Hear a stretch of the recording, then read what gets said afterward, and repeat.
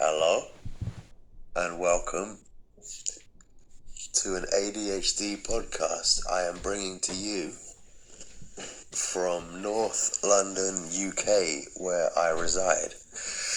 Now, massive part of ADHD for me, a way I really seem to struggle with it, times I really notice I have it, is when it comes to romantic relationships, romantic rejection. Now, we all know how hard those feelings can hit us, how emotional we can get when we meet a beautiful girl or woman or man, and what I would call a very powerful dopamine release when this person is near us or enters our life or talks to us, or even when this person is on our mind.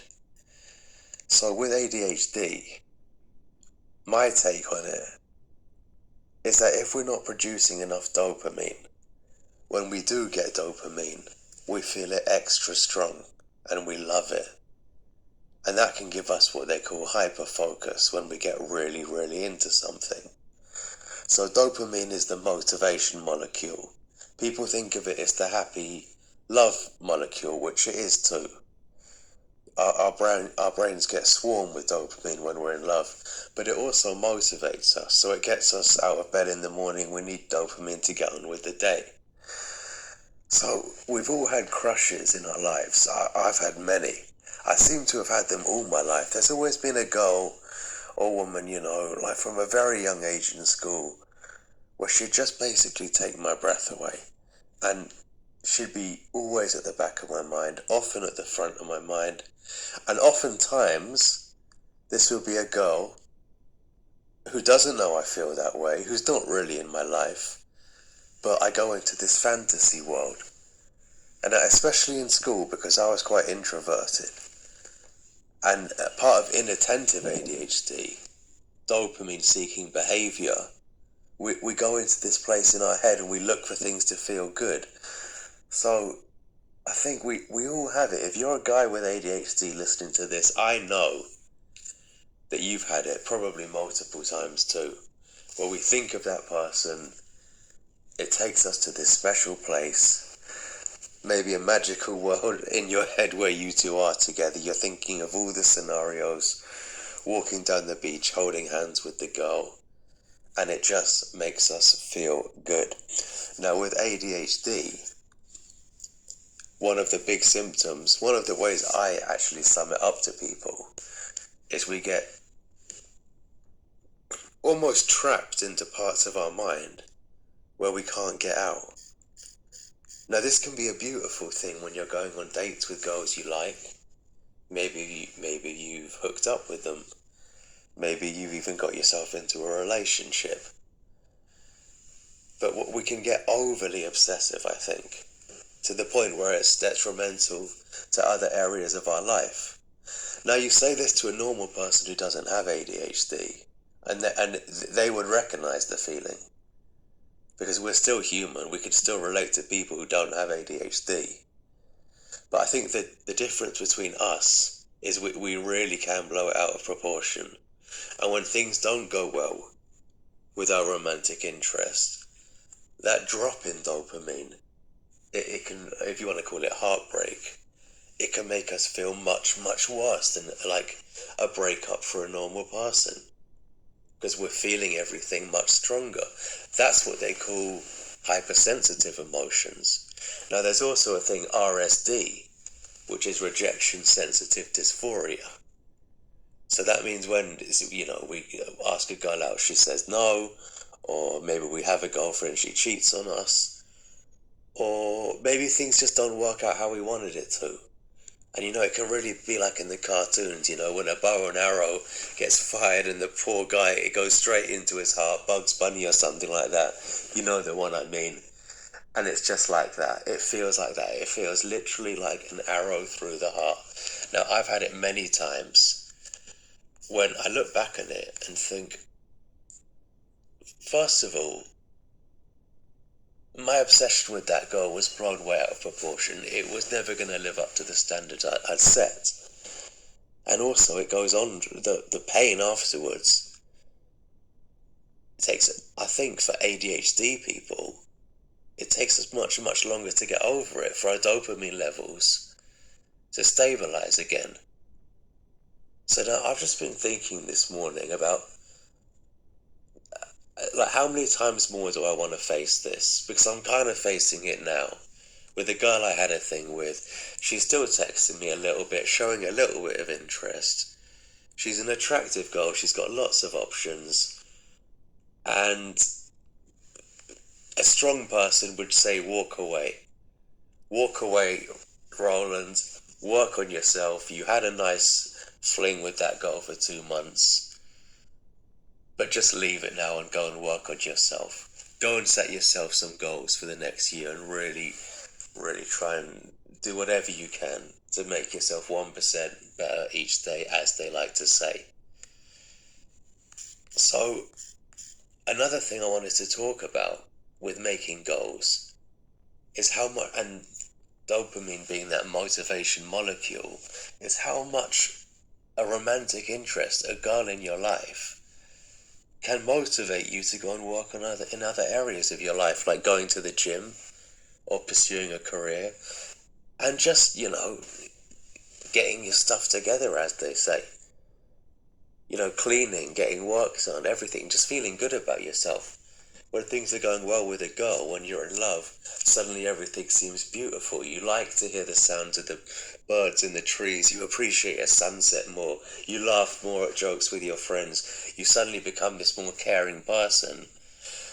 And it's all because we're getting that dopamine from this girl. Now, what's such a shame is that for me personally, is I rely on it too much.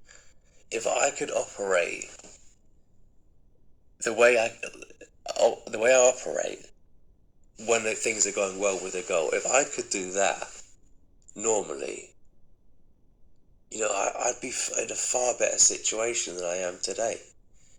Now, this brings up the questions of should I be on meds, I don't particularly want to be on a stimulant medication, but there are medications like bupropion, which give a slow release of dopamine, just to help us get things started, just to give us that little bit more focus that we lack.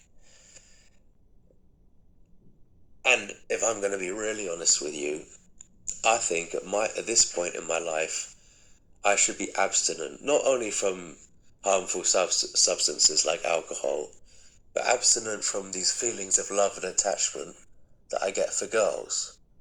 Because I'm in my 30s now, and I'm not in a Disney fairy tale. I know things often do not go how you want, and it can be hurtful, and it can affect all the other areas of your life. You could turn to drinking, you could lose your job, if you get upset over a person, because banking all our emotions on a romantic interest, is such a dangerous thing to do.